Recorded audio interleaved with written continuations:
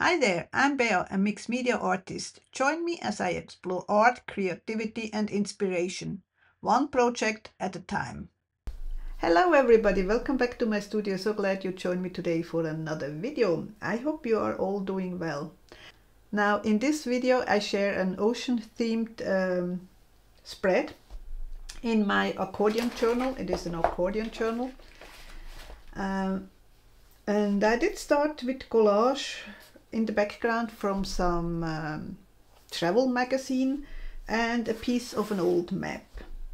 Then I went over with some gouache paints to add the sky and to connect and unify the pieces a little bit. The focal point is clearly the mermaid from my collage papers. I will have the links down below in the description, and I'm gonna put here in the blue bar down here the link to my shop.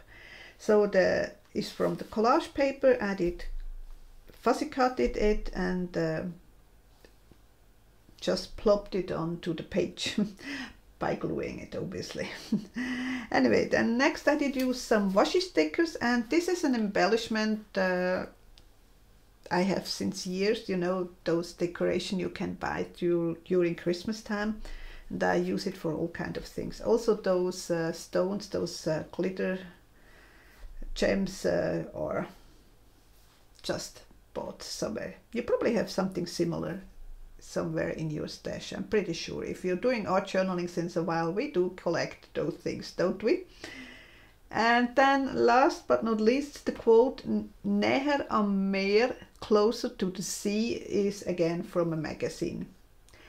As always, it is a time lapse, and as always, I would really appreciate if you help me with the algorithm just by saying hey in the comments or leaving another nice comment, and leave a thumbs up. I hope to see you soon again. Take care. Bye.